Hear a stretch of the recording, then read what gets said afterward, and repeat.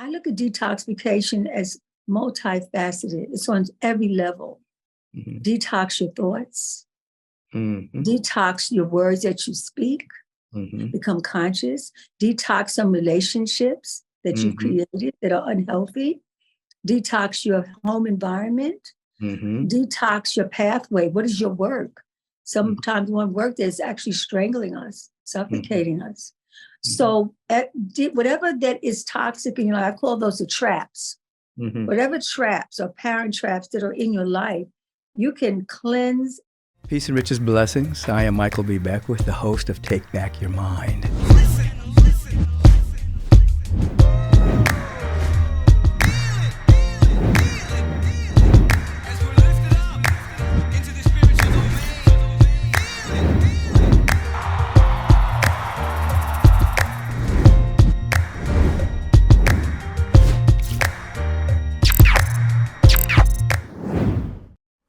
Peace and blessings. I am Michael B. Beckwith, welcoming you to Take Back Your Mind podcast, the podcast that is designed for you to have dominion over your attention, that your life experience will be altered for the better, a new trajectory for your life. Today, we have Queen Afua. We're going to be diving deep into detoxification, spirituality, and more. But right now, we're going to go right into the life question of the week.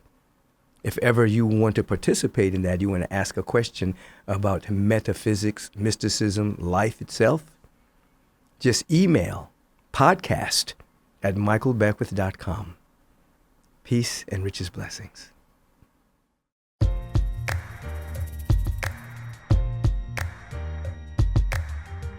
Our life question of the week is coming from Catherine F. in Roberts Creek, British Columbia, who writes, I absolutely know that prayer has a positive impact on my life and the lives of the people I pray for.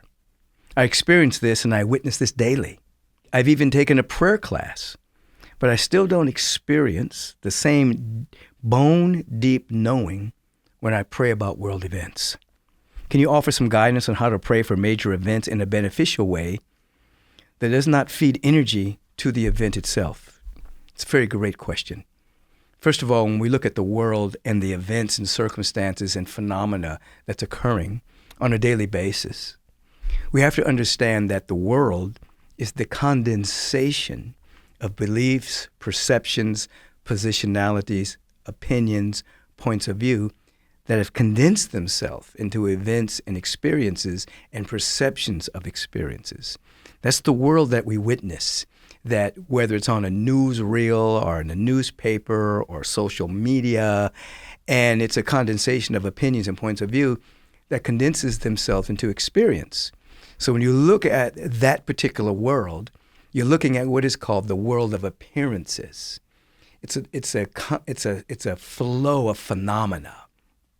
So the idea when you're praying is to extract yourself from the world of appearances so that you're not fomenting fear and worry, and you're not shrinking your perception and shrinking yourself so that you're experiencing that world, so that you're pulling yourself away from that world, and you're basically praying and asking that you may be gifted with sight of seeing that which is real. I'm talking about real with a capital R. So let me see that which is real. And then you will see underneath the world of phenomena is life that's not touched by the world of phenomena. You'll feel life rushing at your core. So that when you speak your word about peace, you speak your word about beauty, you speak your word about wholeness, you speak your word about love, you'll be in tune with those qualities, and your life, as it expands in consciousness, will be making a mighty difference in the world of appearances. You may not see it with your eyes right away, but your heart will begin to feel it, and you will come to know that you, with expanded awareness, are making a difference on that which we would call the world. Yeshua ben Joseph, otherwise known as Jesus, said it this way: in the world, There'll be trials and tribulations. Then he gave a spiritual practice. But be of good cheer. Lift your vibration, for I have overcome the world. I'm rising higher than the world that you see on the media, the world that you see in social media. I'm vibrating higher than that. You vibrate higher than the world, you're making a difference, even if no one knows about you. Continue your spiritual practice until you have what you call a bone-deep knowing that the presence is never an absence. Have a beautiful day.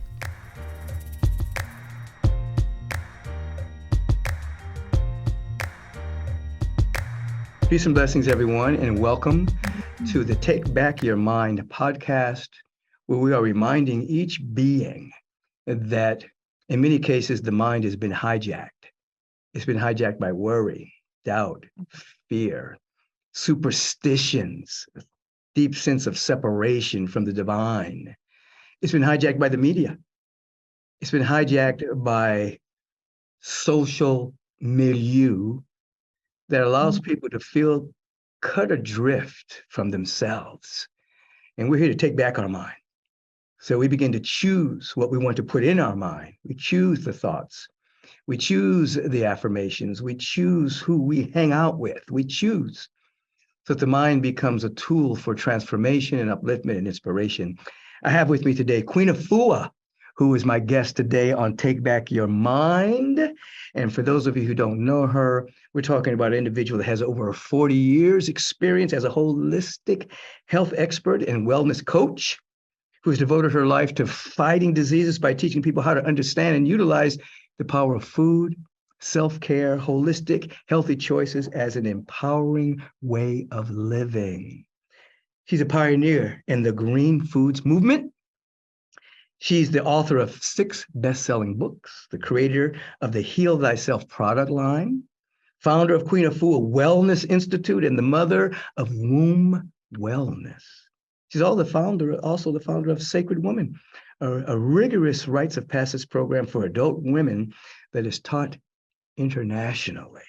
In all, Queen Afua has inspired over 1 million women, men, and children throughout the United States, Canada, the Caribbean, Africa, Europe, in her workshops, books, and products, and her presentations are powerful. So, Queen, welcome to Take Back Your Mind. Thank you. Thank you so much. No one says it quite like that. Well, let me just add a little personal aspect.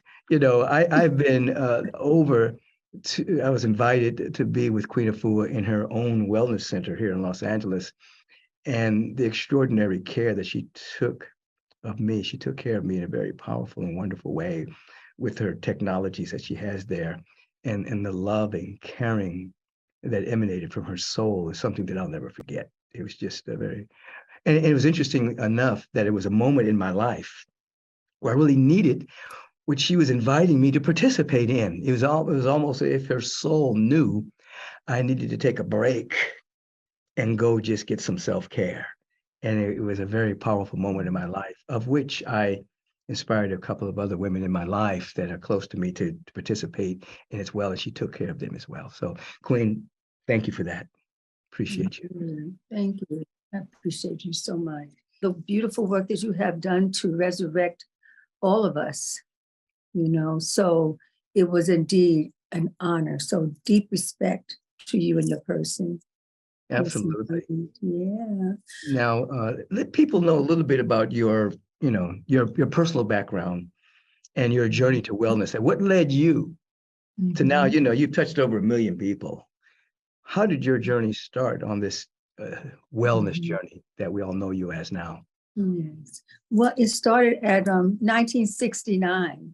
And I remember because there was a song that had inspired me to the depths. And I still listen to that song quite often. And the name of that song is The Creator Has a Master Plan by Phil Saunders. I know. You know that one, of course. Listen, I used to, back in the day, you remember those portable record players? I used to take that to the beach. Portable what? Record players. They had a portable record. Oh, yeah. I used to take The Creator Has a Master Plan by Pharoah Sanders, and In a Silent Way by Miles Davis. To the beach. Oh my goodness. To meditate. Yes. Okay. So I understand the effectiveness of that music. And and yes, oh my goodness. And I remember I was at that point, I was a chronic asthmatic. I had arthritis as a young person, and I had chronic PMS and headaches. I had a list of issues. One night I was trying to go to sleep to lay down, but my lungs were going to collapse on me. And when the sun came up, the asthma stopped. I started to have a high regard for the sunlight and the energy of sun. And that became part of my healing. So I started at 16, but then I heard that song play, and I said, well, is there a plan? Is there a plan for me? Do I have to live like this? Is there a way out of this sickness? I knew no one that could help me. But a friend of mine, I used to go to what's called Aquarius. It was on 125th Street and 7th Avenue. It was a place where many great minds would come and study books on metaphysics. And this was in New York, right? Yes, it's Harlem. Yes, in Harlem, right. Mm-hmm. 1 block away from the Apollo Theater.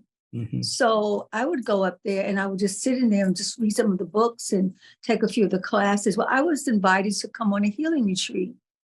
That healing retreat actually saved my life.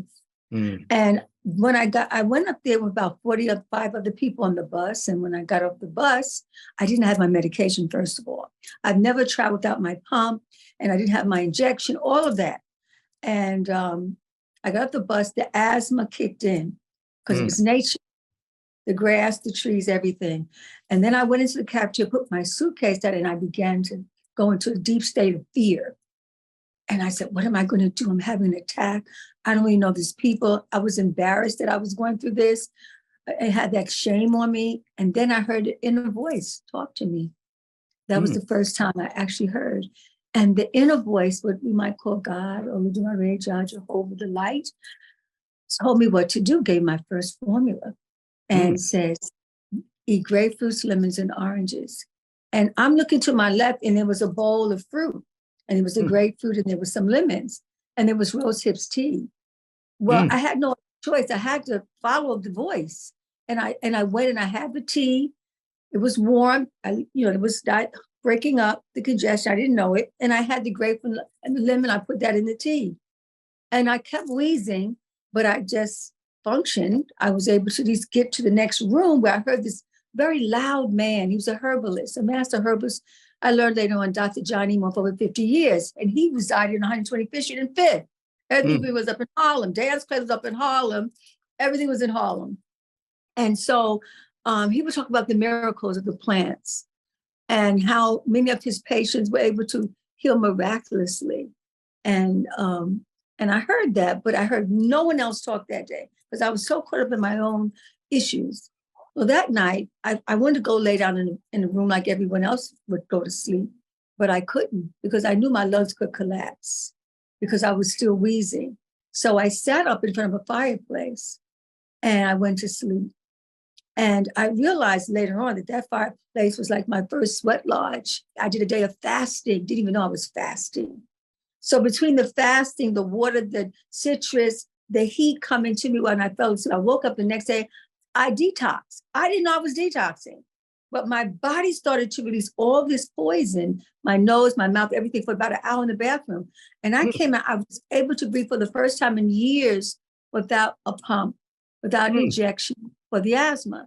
And the asthma never came back. Wow. So how old were you when that happened? I was 16, 17 years old. 16 going on 17 years old. Mm-hmm. You heard. So I heard Craig as a master plan when I was 16, but the retreat was when I was 17. Right.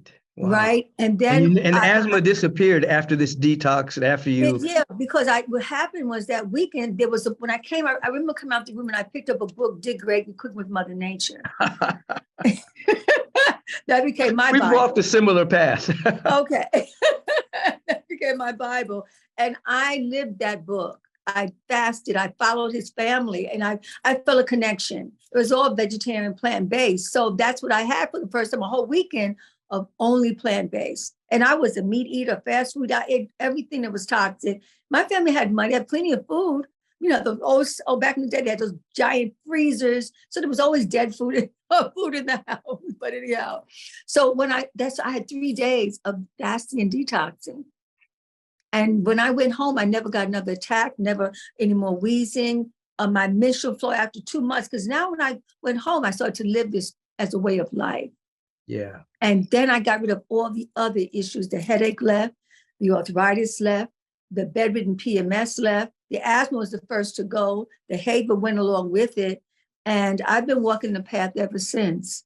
And I'm still healing myself. I look at healing as a daily practice, not when you just do it until you get rid of an issue, but if you want to keep the issue away, you have to go deeper.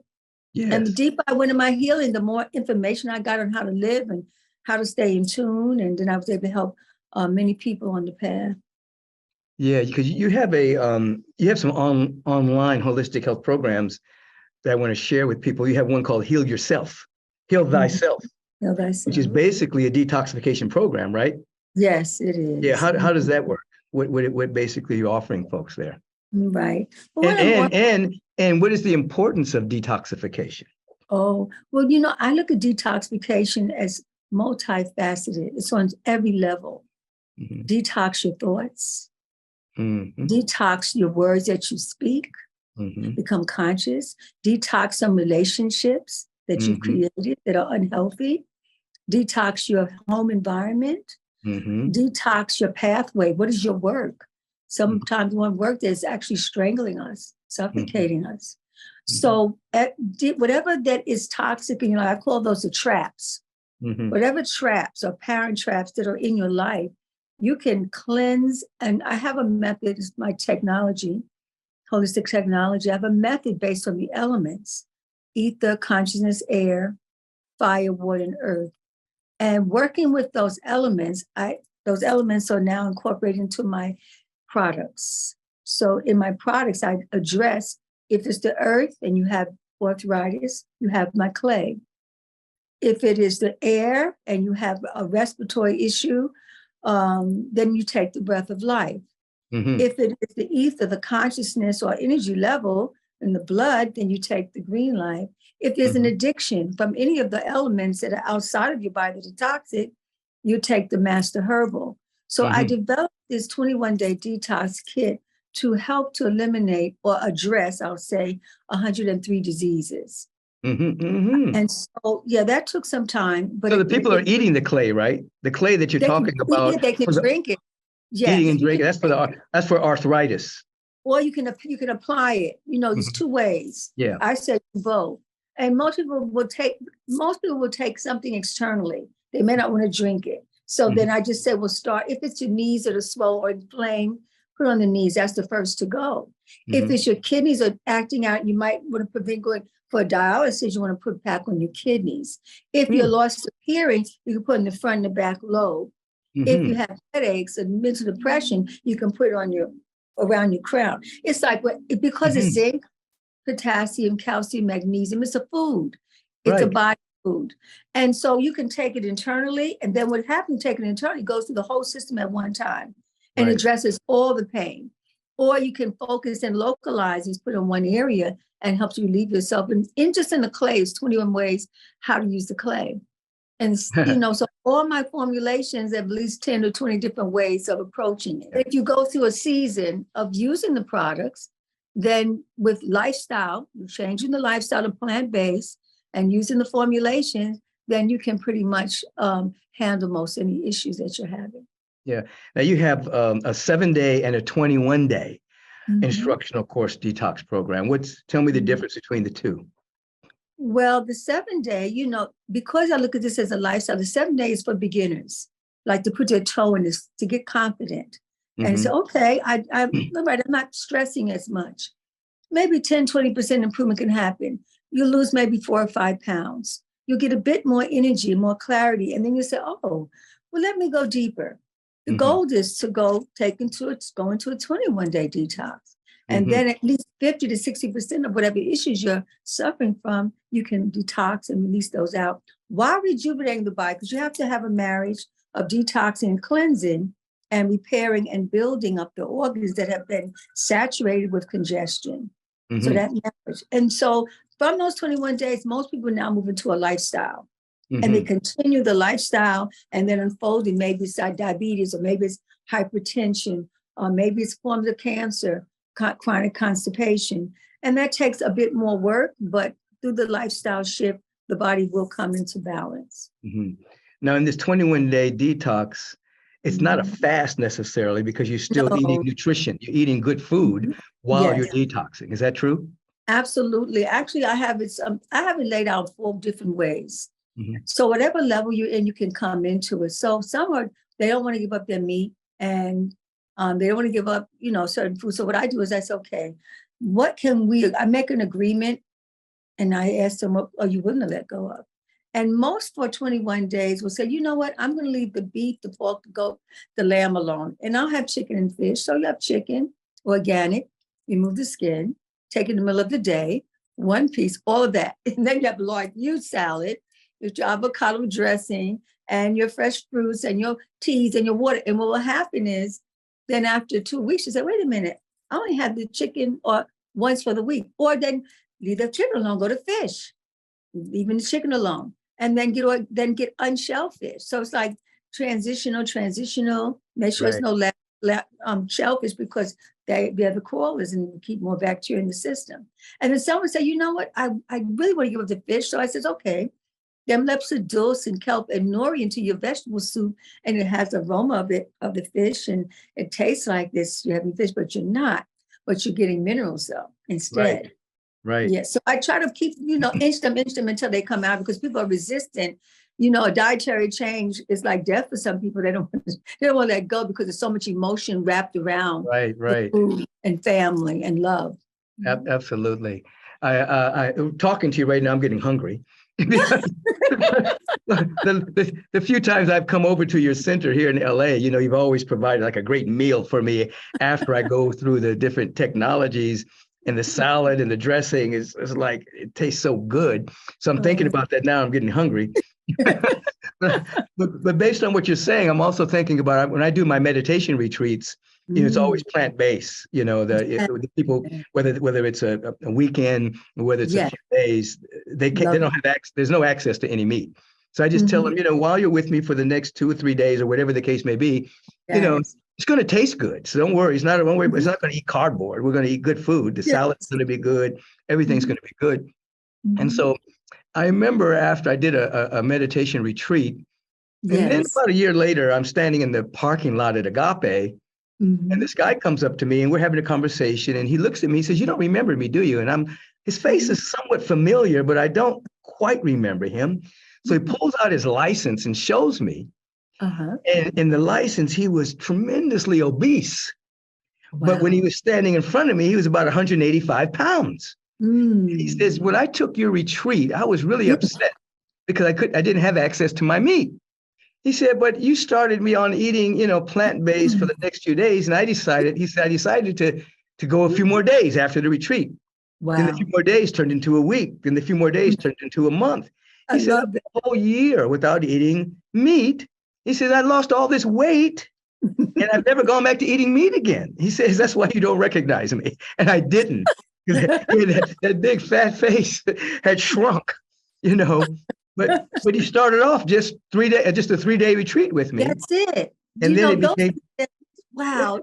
And so I know exactly what you're talking about. You didn't push no force. You said, well, this is what we're going to do. Take a few days. That took the stress off. Because if you said you have to, and you have to because there's no meat there. Right. But that was all he couldn't go. If you said, well, we're going to be together for a week, he might have had a breakdown. So I didn't say anything about the food at all, except when they went to breakfast, lunch, and dinner. Everything was healthy and organic and, simulation of some meat products, But, and then, he started getting nervous around the second day. And then he realized that the food tasted good. Wow, it's the taste, the flavor. Yeah, the salads were really good and all of this, So it was just getting your foot in. And I didn't advocate anything. I just, because I was teaching meditation and I was just basically saying, we want your vibration and frequency to be high. We don't want it to be clogged down with your digestive issues of digesting dead food. And, I would enter into it like that. So I know exactly what you're talking about, So you have this. So you also have the Sacred Woman Rites of Passage. That's a 12-week Yeah. online self-study One more program for thing. women. I want to give you one more thing. What they receive also, besides the products and a manual that walks them through, they receive a virtual training. Yeah. So I go in their kitchen. I do 21 meals. Woo. So they see cutting, dicing, chopping, and I said the kitchen is your healing laboratory. Then I go into the bathroom, and then I show them all the things you do in the bathroom, and said, now this is your hydrotherapy room. And then I virtually take them into the bedroom. These are things you do in the bedroom. And then I take them into the living room. And this is what you do in the living room. I walk them through and help them set up a wellness home. So everywhere they turn, there's wellness. And so they're learning how to heal themselves inside, becoming sovereign and become their own healer, but they're having tools in their home. So that's the full program of that. So what would they have in their living room that reminds them of health and well-being? Well, yoga, so you can put your yoga mat and you do your stretching. You could have your aromatherapy diffuser and you're getting your aromatherapy to open up your energy fields. You have your altar. You may set up an altar to come to and do your journaling and your vision quest. You start to see, your way clear. You do your breathing exercises and you do your meditation. So there's a lot of activities. Besides sitting in front of a TV and looking at everybody else's life, go crazy. You can go within and do your internal work in those simple ways. Yeah, that's exactly what I'm trying to impress upon people with the thought of taking back your own mind. Don't allow yourself your mind to just be hijacked by the world of appearances, but take back your own mind, as you use the word, become sovereign. And you determine what goes in your awareness through everything you're talking about. Your journaling, your yoga process, your study, who you're hanging out with, the kind of conversations you're having, releasing any kind of negative gossip from your habit, so that you become strong in that which is real and eternal. And it has an effect on all your systems, your mental, your emotional, your physical, your subtle bodies, your financial body. Everything it's affected by your intake. And so this is what you're offering people.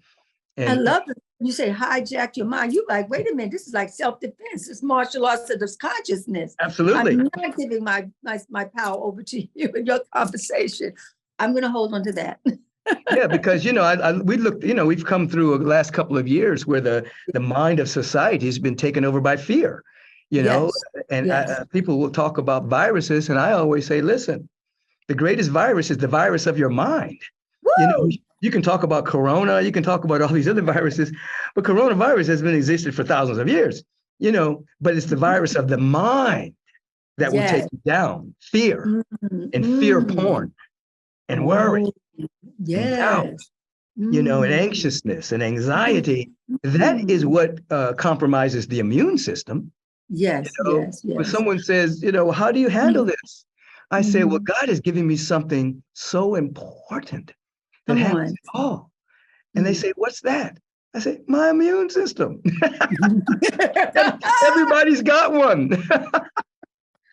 We are so on the same page. I remember people asked, so, what about the virus and the medication? I said, well, just boost up your immune system and detox your respiratory system. You're good. I said, it's no debate for me. Right. And it was a lot of fear that was put into the people. And it was constant. It was daily, and everybody was succumbing to it. But so I love the fact that, you just go right to the immune system. There's no battle. Go within and start to boost yourself up. But the mind impacts the immune system. Absolutely. What you buy into can your resistance is low now. Right. Yeah. Absolutely. It's so true. And people have forgotten who they are and what they have come to represent on the planet. They've come to represent God. They've come to represent beauty, love, intelligence, life itself. They didn't come to represent the social milieu and the societal contagions, the emotional contagion of society. They came to represent the pure awareness of our oneness with the presence that is never an absence. You see, people don't realize how strong they are, and this is what you give them. I know that, because I know many women who have gone through it. You have it's a 12-week online class, self-study program, the Sacred Women Rites of Passage. Well, you said rigorous. You said rigorous. I said, oh, I love that. It is rigorous. And and you said for adults, because actually a rites of passage should have happened between the age of 13 and 16. Yeah. So we missed it. And so the women are just feeling the bottom is falling out. And so what I do is I take them through the gateways, and the gateways are indwelling principles. Mm-hmm. And what I'm doing, I've changed it a bit. I've been doing this for about 35 years. I used to be in every week with them. Mm-hmm. And now I'm opening up a retreat space, land, or really space in Atlanta. So people can come and be with me. And so once a month, I have a 3-day retreat. And it's a 21 hours. So they come in on Friday, and we go from 12 midday until 8 o'clock. It says the sun is going down. And I go from gateway to gateway, awakening consciousness, awakening and then Saturday, the same, and then Sunday. And then from there, I have master teachers that they now go through 12 weeks with and do an hour of strengthening empowerment. I have them, I cradle them for those days. And then I'm able to give them hand holding, give them their tonics, their drinks, their vegetables that heal them and nurture them, to have them do inversion and breathing. So that's really very rigorous. But I tell anyone who has any addiction or is challenged, that would be a wonderful way. We both, that your 3-day meditation retreat, and I'm with the Sacred Woman retreat. So that retreat, we go from Gateway of New, it's all medicine. We have womb medicine. Medicine. Word, we have word as medicine. And then we go into the third one is food as medicine. Then we go into movement as medicine. I have a system called Abu Ka'ab, womb yoga dance that I've developed. And so we go through that and getting unstuck. I've seen that online. I've seen that with some of our daughters that we're both connected with. Well, one of our daughters, Vanderpool, she would come in the morning with me, her and 2 of her friends at 4 o'clock in the morning, because they know I'm up. Yeah. So they said, can we come and be with you and do some yoga with you in the morning? So we did about 40 days, every morning, bright-eyed, ready to do it. And so we had a wonderful womb yoga dance, a period, and then meditation to close out. So, Lord Vanderpool, and she made food for you. Yeah. So that was so supernatural. We had our sessions together. Yeah, we used to have her, I used to have her bring her truck to Agape in the parking lot. You told me. Yeah. Amazing. Yeah. And just make sure I had plant-based food for the congregation, so that they would start, without me pushing, just like, this is available, try it, it tastes good, and well, you don't really have to push it, because your being is so much, they want to be like you. Yeah. So it's like, oh yeah, go ahead and do what I do. Yeah. Oh, really? That's what you're doing? I'm going to do that. So I can only imagine. Yeah. That was so good. And so basically this 12-week, it's an online, they can do this, everything you're talking about, people can do this from all around the world online. They can do it online, yes. So they have options. They can have some hands-on. But in this next year, I'm going to put everything online, because everyone keeps saying, Queen, put everything online. Yeah. So Sacred Woman is online right now. So you don't have to sit with me to sit with me. Right. You will feel the connection, but I'm at the same time excited that I'm going to have an opportunity to have them come in and also be with me. So, it's only a small group, like 20 or 25 women, and we're already booked up for March. And then in April, I have a womb care love. So women who suffer from fibroids, they can come to a womb care love retreat. And then I'll come back again, and Sacred Woman comes again. Is that going to be online as well? Not yet, but I'm working my way. I'm on my way. Slowly, yeah. I called. I'm most of my stuff's online too. I'm enthused to go back in person again, for my retreats and things of that particular nature. But the Corona bonus was that it allowed me to put everything online. My youth ministry went online. Yes. All of my ministries just went online because we couldn't meet for a while. So I was already online for my Sunday services. Yes. And so the Corona bonus allowed me to put everything online, so that my youth ministry went from a local teen ministry to a global ministry where the teens we're meeting with teenagers in Peking and Afghanistan and Middle East, Canada and Australia, China, so that the teens got a chance to see that the universal issues that teens were going through were not local. Everybody was growing through the same growing pains, and it also allowed them to have friends all around the world. So now they're not going to be hijacked into hating people from other countries because they have different religions or different colors of skin or speak different languages. They're not going to go bomb people because the government tells them to go kill people. They say, no, those are my friends. I'm not going to go over there and do that. So I call that the Corona bonus. It allowed us to just come out of the local consciousness into more of a global awareness. So it's very powerful. Now you also have the sacred. You also have the sacred woman situation, but you also have some men things. Yes. Well, actually, I wrote a book. I wrote the book Man, Heal Thyself. But I couldn't teach the Man, Heal Thyself. I taught it twice, and it was like very peculiar. But what happened is I was traveling. The men kept saying, "Could you write from your perspective what we should do as men?" And so one day I just said, okay, I bet I can do this. I've been raising a lot of young men in the community as they come to see me when I had a center there. So I did write the book. And then I said, I've got to now find a teacher to teach it who believed in it in this format. So I spoke to my son. I spoke to my son, Supernova. And then— Wait, I like the name. Wait, let's say this name again. This is a hell of a name. This is a name. You put a name on him. What's his name? Supernova.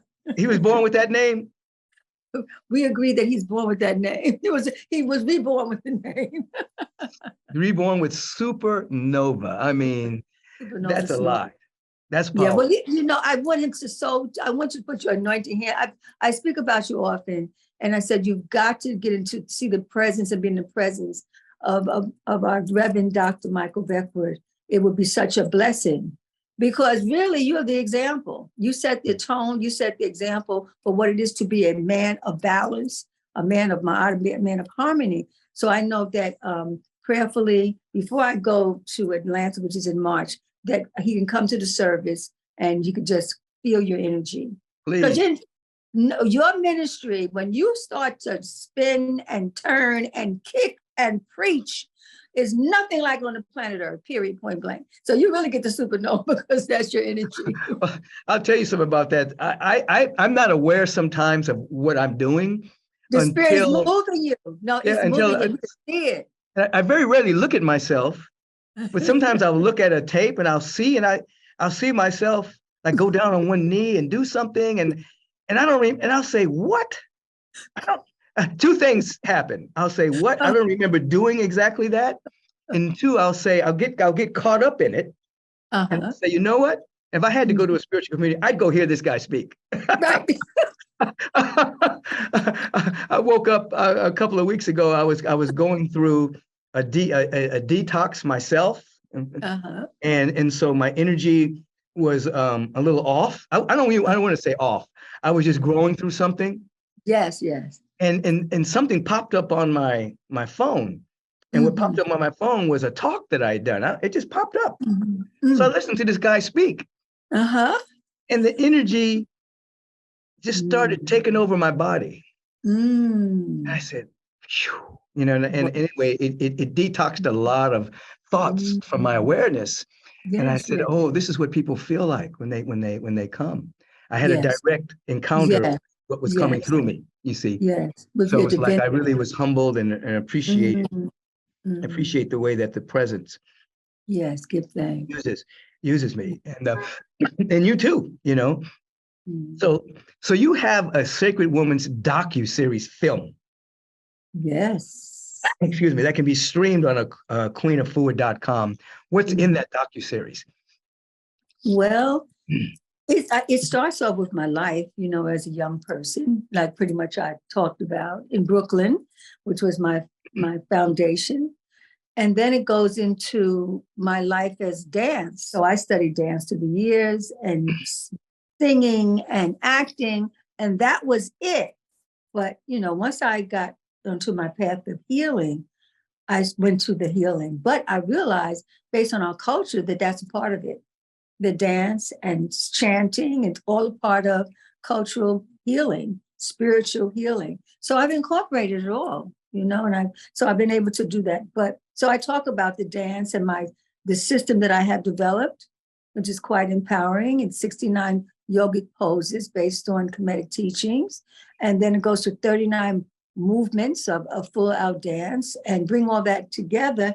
Then it keeps left and right brain active. It keeps the circulation happening. It keeps your uterus from being prolapsed for the women. So the dance has saved my life. And every time, if I stay away from it, the movements, I feel the difference. And when I have to do it, just like I have to drink water, like I have to take a healing bath, I have to meditate. So it's something that I know is a necessity for myself. So when I teach it, it gets better for me and better for those who come. Then I also talk about my family, my journey.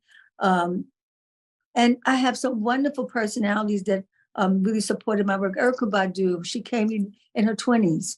And she was just a young, lovely woman who met my son, and he came home, Ma, I met this person, her name was Erykah Badu. I said, oh, how lovely. And then she saw me too. We met, and I just waved to her, and went on home. And then she said, I want to meet your mother. And I said, oh, okay. Well, I'll meet her at the center. She said, no, I want to come to the house. I said, why does she want to come to the house? Because I'm spending all my time at this wellness center. Anyway, she pleaded to come to the house. She came. I said, well, the reading would be about an hour. And she stayed overnight. So she really became a part of our family. And, and then I met so many and we had a brownstone. We have a brownstone in Brooklyn. And so many people from Carmen to Deb Perez, Ben Vereen, different people have come to the House of Healing. You mentioned all my family members too. Carmen has come to Agape, and Ben Vereen was one of my students. So we have a lot of. Wow, I remember he talked about you back in the day. Yeah. Because you remember he had an accident? Well, the funny story about that accident. I went to the hospital and walked into the operating room when he was being operated on. Are you? And I was. They let you come in No, they didn't let me come in. I walked in. Oh, and okay. I was standing there. Whoa. And I could hear the doctors talking, and they were saying, well, he's never probably going to sing again. He's probably not going to walk again. So I was standing there in prayer, neutralizing what they were saying. Ooh. And they said, well, who are you? I said, Dr. Beckwith. So they kept on doing what they were doing, because I said, I'm Dr. Beckwith. So then after a while, they caught on to the fact that I wasn't a medical doctor. I wasn't from, materia medica. I'm from spiritual medica. Yes. So they ushered me out of there. And they put a security guard there. But you had just enough time to shift the energy. Yes. And so I was there shifting the energy. And then Johnny Coleman and Helen Carey arrived. Okay. And so the three of us were standing there, and they saw the security there, and I told them what had happened. And so Johnny Coleman says, okay, well, let's go into prayer. And so me and Helen Carey and Johnny Coleman are standing in prayer. And Johnny Coleman says, we're going to let the little man go first. So I went into prayer. And when I finished praying, Johnny said, Helen, we can go back to Chicago now. Baby Jesus got this. So Johnny Coleman nicknamed me Baby Jesus. And anyway, when Ben Vereen finally got out of the hospital, he and I agreed that he would be a neon sign for God. That he would be back on Broadway. He would sing again. He would dance again. And he ended up doing Jelly's Last Jam on Broadway again, even after the doctors had said this man would never walk again or dance again. This man would never sing again. He proved them all wrong, Wow.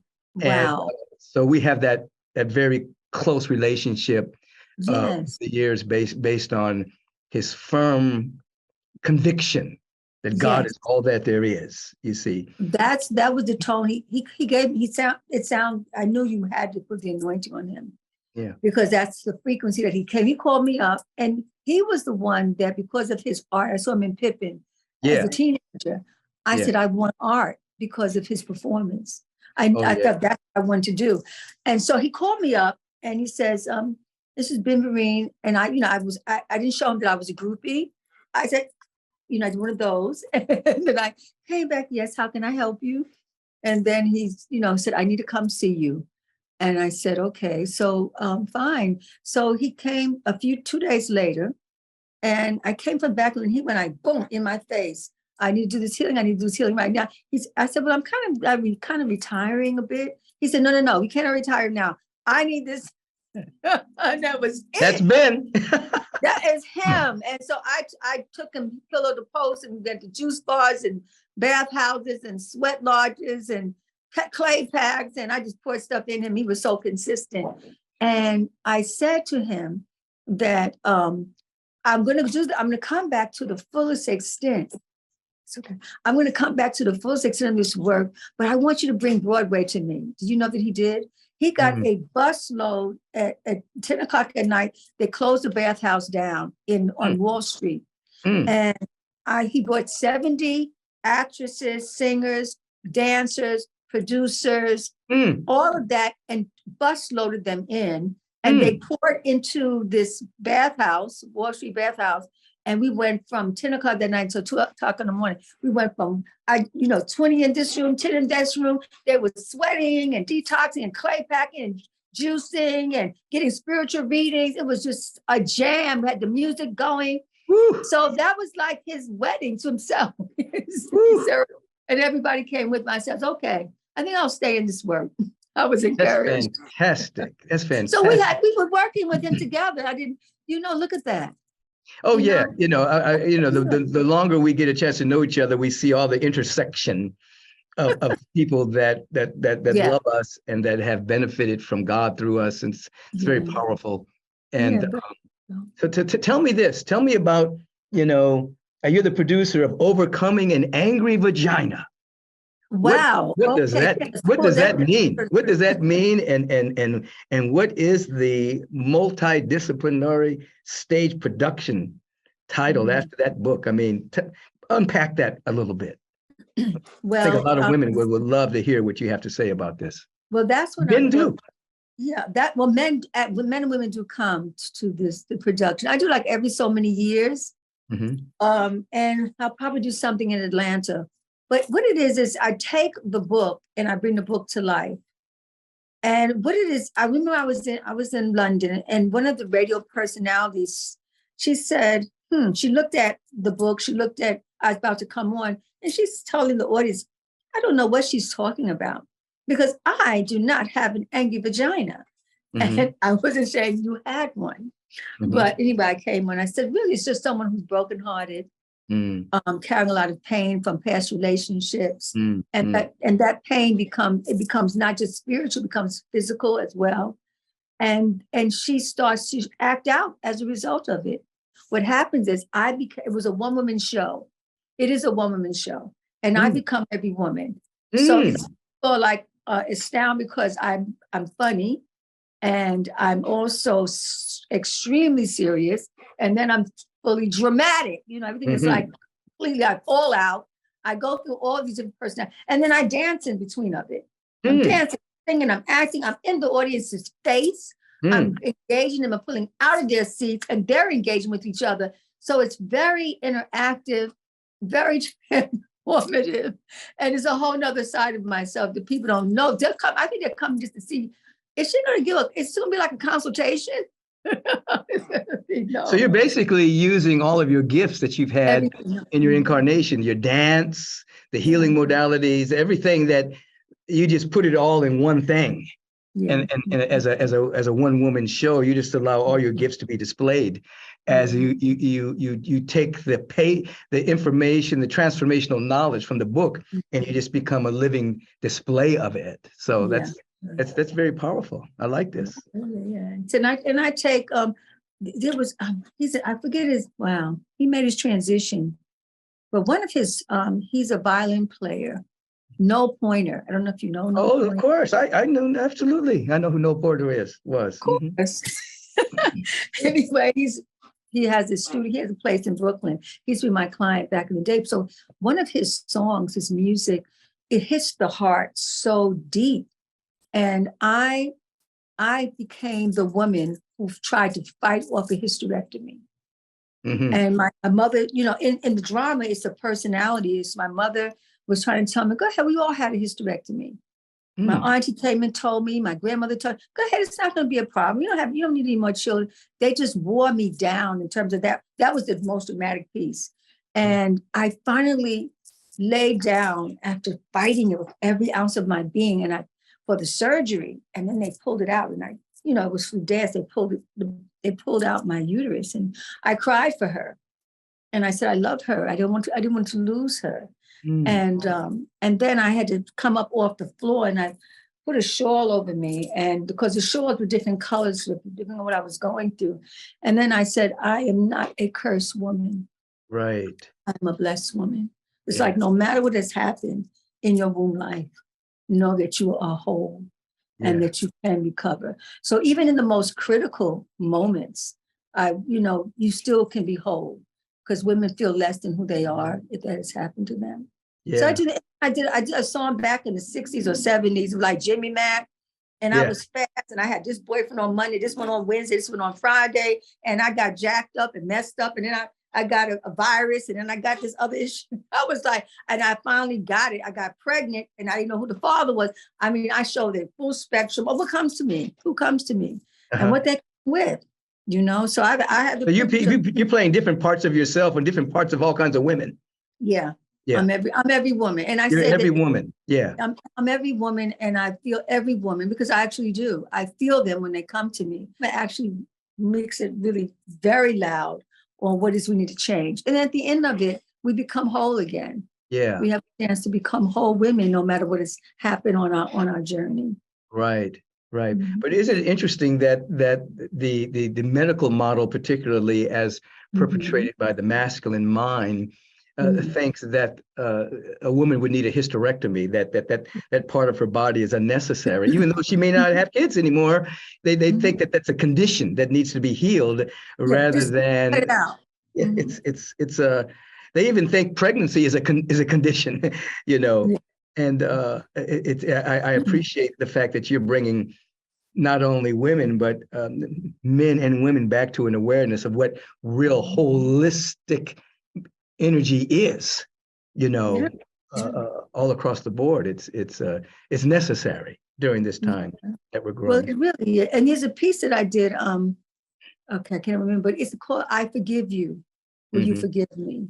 And that's another beautiful song. The artist is Maxwell, A Woman's Work. Right. I got to send you a song called "I Forgive Me" that I wrote with Tim McAfee Lewis, called "I Forgive Me." I think you might like it. Oh, I love it already. Yeah. Please. Have you produced it? Is it everyone can get it? Is it that? One of our artists by the name of Charles has done a cover of it. It's pretty good. I'll get you a copy of it. Okay. Well, when I love something, I want people to get it. So I already love it, and I want everyone to have it. So think about it. Yeah, you'll love it. And I appreciate your time that you have with me at this moment. Is there anything, I know I looked on your website, and I'm amazed that you're still offering personal one-on-one consultations. Do you still do that? Wow. My daughter gave me a whole lecture on it. She says, it's time to, evolve to, recordings. And so that's where I'm going to go. I receive it. I still do. But one of the things that I'm doing, this is not recorded, but I'm thinking about this too. Thank you for coming on to this 21-day detox for the spring. It's a spring equinox detox. You can be vegan, you can be on live foods, and you can do juice therapy on this program. You get your products, and I have guest vegan chefs that are coming on every Thursday, so they'll get at least 3 recipes from each of the chefs, so that's 12 recipes, all new exciting things. Then I'll be teaching based on Heal Thyself philosophy and the 7 kitchens of consciousness and how to set up your home. And then I have some guests. Erica Badu is going to be one of our guests. And she's going to talk about green living, supernova Islam, the hip hop legend, Lord Jamal, and Angela Rye, a political activist, and Koya Webb. My girl. That's another person we share. I know you love her work. Erica Ford, who's a peace movement, Stop the Violence. She's going to come on. And our Rites with the Sunfire Food, Dr. Bernard Sheridan, and yours very truly, Dr. Michael Beckwith. Thank you. You're going to be there too. Well, listen, they can find all of this out at queenafua.com. Yes, indeed. They can register. And this will be virtual, and will it be recorded for people to be evergreen, to tap into it? Yes, it will be recorded. And that's going to be my transition into putting everything. This year is my dedication that everything will be recorded. And this will be one of my first projects from the beginning to the end, so they can continue to be inspired and encouraged. Outstanding. Well, it's been a joy hanging out with you this way. I wanted the audience of Take Back Your Mind to know about you, to know about your work. It's authentic, it's real as you are. Any words of wisdom you want to say to anybody? Anything we left out that you may want to say? There's a healer in all of us. And all we have to do is say yes to her, to him. And then that healer then begins to walk you. That healer begins to walk you to who you need to go to help you, to support you. The healer will walk you to the books you need to pick up and to read. The healer will just walk you into a class that's like, how did I even get here? Yeah. The healer will present a green juice from a friend who loves you. Just say yes to your healing. And then you're going to watch everything begin to unfold. It happened for me. I was looking for my healing so deep inside my soul. I didn't know where it was going to come, but I knew it was going to come somehow. And it did. And I know that if you go ahead and let that healer wake up and get active, then your family will begin to heal too, and all your relations. So my prayer is that you let that healer just shine through. Thank you. Outstanding. Today I've had the pleasure of having Queen Afua. You can go to queenafua.com and see all of the offerings that she has. I'll guarantee you she and the offerings are authentic and real and carry a very healing blessing. Queen, thank you for being with me today. God bless you. Thank you. Thank you. Thanks for having me. Absolutely.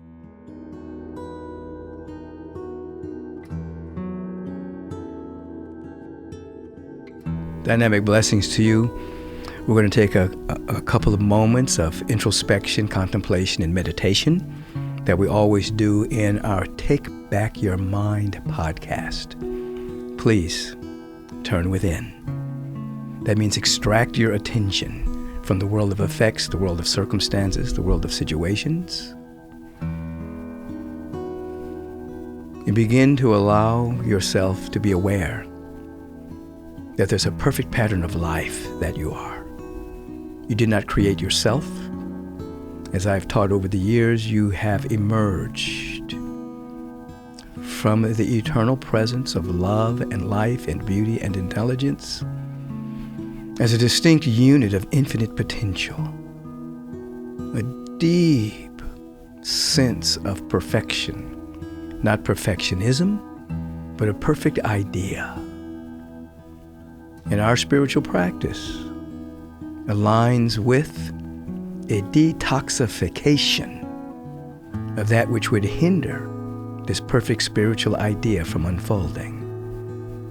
So we sit, first of all, in the awareness that there's something beautiful and wonderful about ourselves. Consider any moment in your life where you have felt in alignment with wellness, wholeness, well-being, health, vitality, and vigor.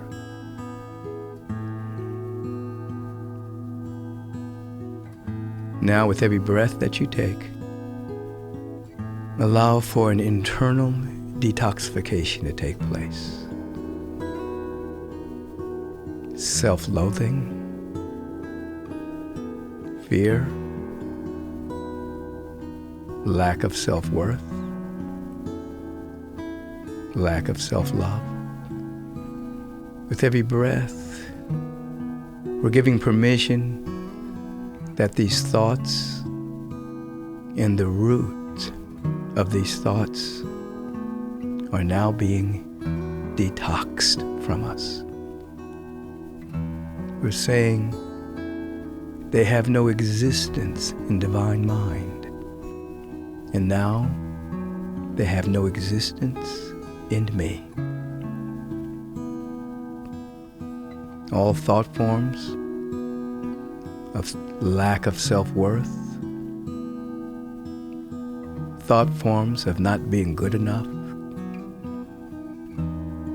that can be the seed thoughts of dis-ease and disharmony, are now being dissolved.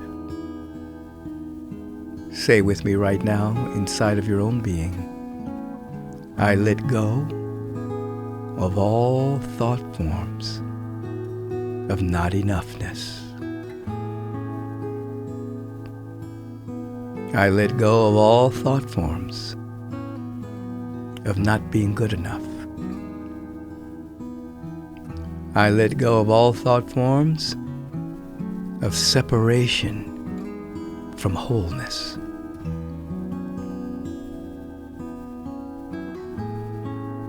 I let the detoxification take place right now.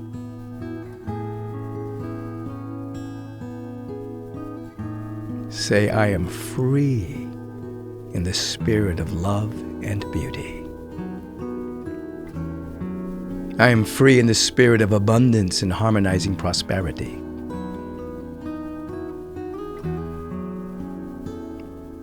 I am free in the pure spirit of health and wellness.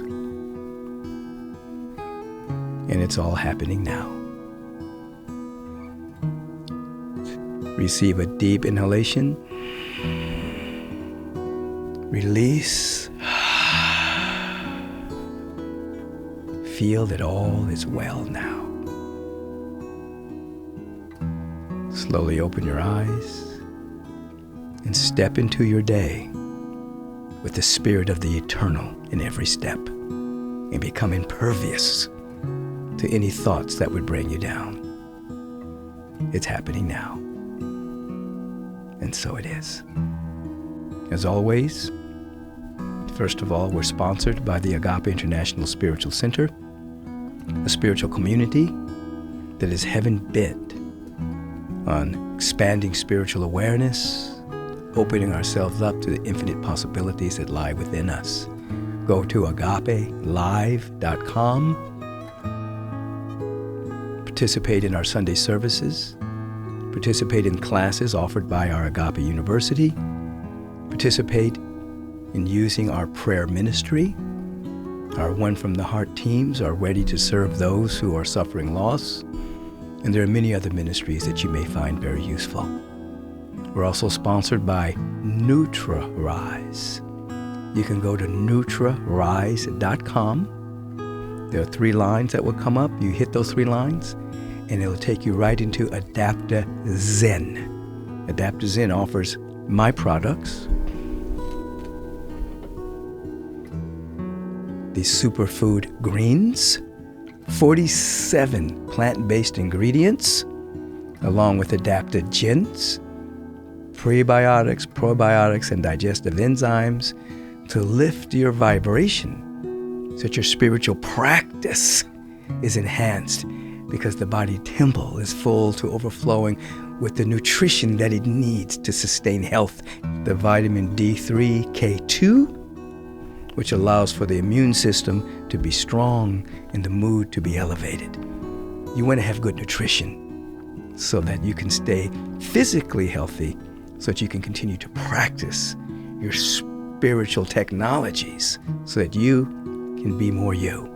Those are our 2 sponsors at the moment, Agape International and NutraRise, which gave birth to AdaptoZen. Have a bright and shining day. Your time is very valuable, so I want to thank you for lending us your ear and participating in taking back your mind. If you want to submit a question for the question of the week, please submit it to podcast@michaelbeckwith.com.